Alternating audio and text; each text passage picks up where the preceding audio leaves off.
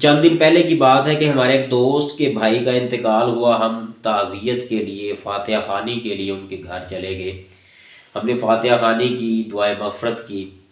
وہاں پر میری ایک شخص سے ملاقات ہوتی ہے جسے میں آج سے 10-12 سال پہلے سے ہی جانتا تھا، اور کافی دنوں کے بعد یہ ملاقات ہوئی۔ تو میں نے دیکھا کہ اس شخص کا پاؤں کا ایک حصہ، یعنی کہ آدھا سے کچھ کم، یعنی انگوٹھے سے بھی زیادہ حصہ جو ہے وہ کٹا ہوا تھا۔ تو مجھے ایک دم سے شوق سا لگا کہ اس کے پاؤں کو کیا ہو گیا، جب اس نے بتایا کہ مجھے شوگر ہو گئی تھی جس کی وجہ سے میرا یہ اتنا حصہ، ڈاکٹرز نے مشورہ دیا کہ یہ کاٹنا پڑے گا، تو میں نے کٹوا دیا، اور اس کے اوپر پٹیاں بندھی ہوئی تھی کہ ابھی جیسے 1 یا 2 دن پہلے یہ سارا آپریٹ کروایا اس نے، یعنی کہ یہ پاؤں کا کچھ حصہ اس نے جو کٹوایا ہے۔ تو مجھے ایک دم سے نا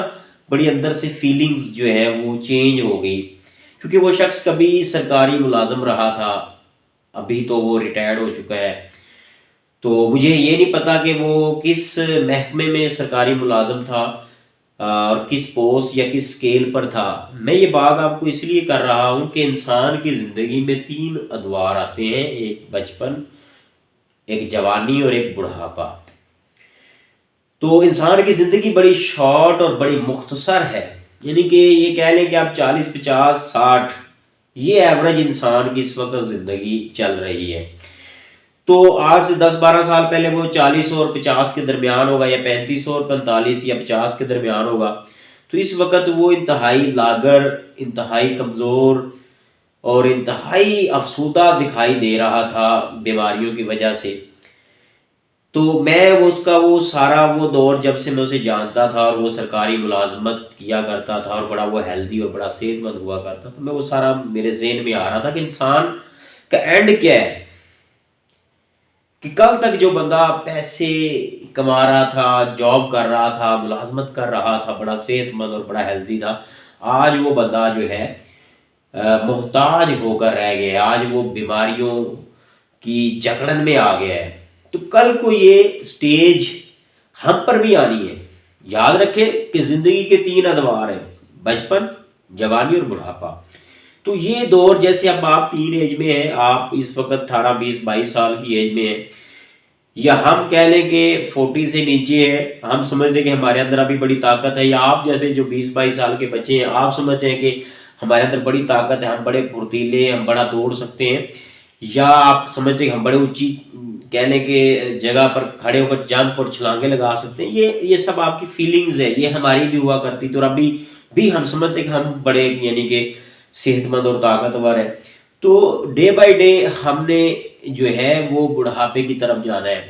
اور موت کا ایک وقت مقرر ہے۔ اب یہ ساری باتیں میں آپ کو کیوں کر رہا ہوں؟ یہ اس لیے کر رہا ہوں کہ جب انسان کی زندگی میں جوانی ہوتی ہے، طاقت ہوتی ہے، صحت ہوتی ہے، اس وقت انسان کو کیا کرنا چاہیے؟ اس وقت انسان کو کوشش کرنی چاہیے، اپنا تزکیہ نفس کرنا چاہیے، اللہ تعالیٰ کی بارگاہ میں جھکنا چاہیے، اللہ تعالیٰ کی بارگاہ میں سربسجود ہونا چاہیے۔ یہ ہے زندگی کا مقصد، کیونکہ جب اگلی سٹیج آ جائے گی، بڑھاپا آ جائے گا، جب انسان کے اوپر بڑھاپا طاری ہو جاتا ہے، جب وہ بیماریوں کے گھیراؤ میں آ جاتا ہے، جب بری طرح بیماریوں سے جکڑ لیتی ہیں، پھر تو وہ یہ عبادت بھی نہیں کر پاتا۔ تو اصل جو چیزیں ہیں جو ہم نے اپنے بڑوں سے یا اپنے سینئر لوگوں سے سیکھنی ہے، جو اس وقت بیماریوں میں گھرے ہوئے ہیں، کہ وہ یہی کہ ہمارے لیے اس میں سبق ہے کہ آج ہمارے پاس طاقت ہے، آج ہمارے پاس صحت ہے، آج ہم دوڑ سکتے ہیں، آج ہم سجدہ کر سکتے ہیں، آج ہم وضو کر سکتے ہیں، آج ہم اللہ تعالیٰ کی عبادت کر سکتے ہیں، اور اپنی اس جوانی کو، اپنی اس طاقت کو خدمت خلق کے لیے، اللہ تعالیٰ کی رضا کے لیے خرچ کر سکتے ہیں۔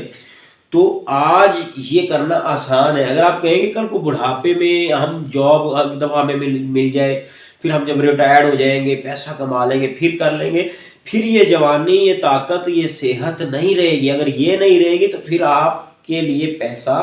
آپ کے لیے مال، آپ کے لیے وہ سارا کچھ ایسے لگے گا جیسے بےمانی ہے۔ مثال کے طور پہ کہ آپ یہ سمجھ لیں کہ ایک بندہ بیمار ہے، اس کو کئی بیماریوں نے جکڑا ہوا ہے، اور اسے ہم کہیں کہ چلو آپ کو نا آج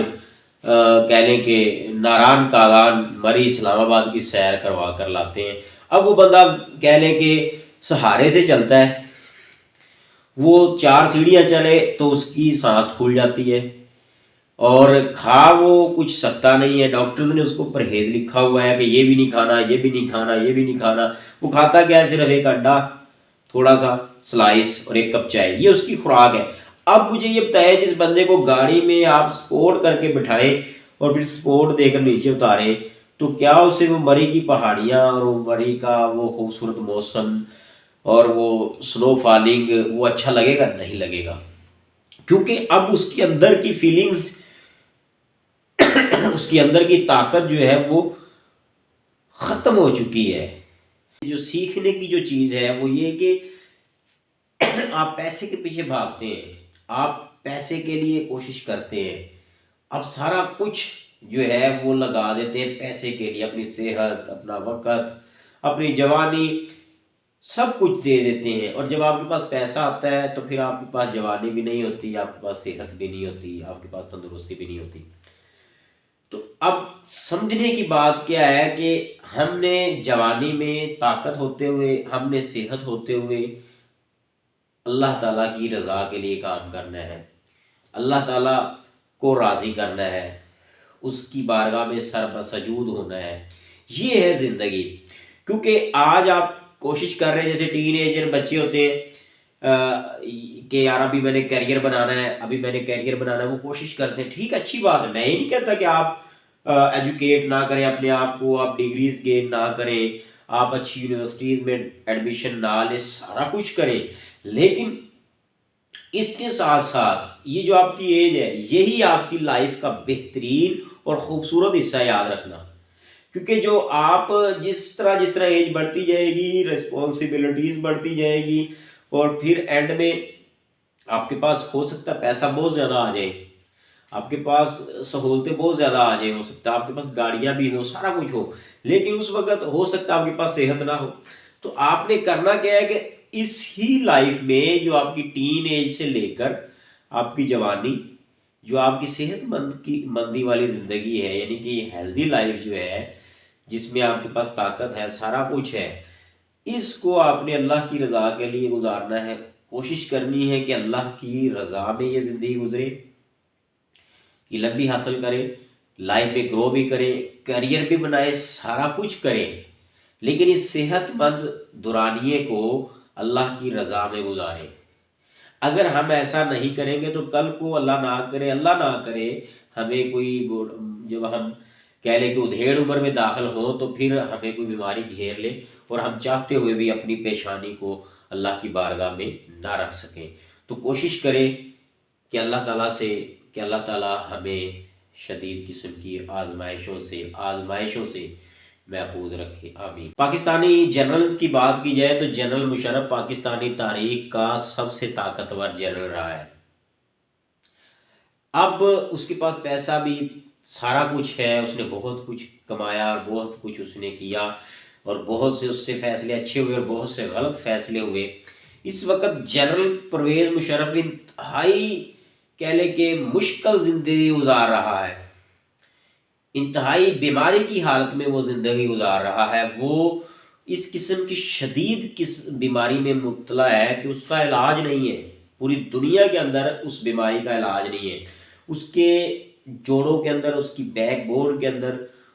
اتنی پین ہے کہ انجیکشنز بھی سم ٹائم کام نہیں کرتے، اور وہ ہل نہیں سکتا اپنے بیڈ سے، مکمل بیڈ ریسٹ میں، اسے صحیح طرح سے بولا نہیں جاتا۔ اب دیکھیں کتنا پیسہ جنرل پرویز مشرف نے کمایا، کتنا کچھ اس نے اکٹھا کیا، لیکن کہاں ہے آج وہ پیسہ، وہ دولت، وہ شہرت، وہ سب کچھ آج کہاں ہے؟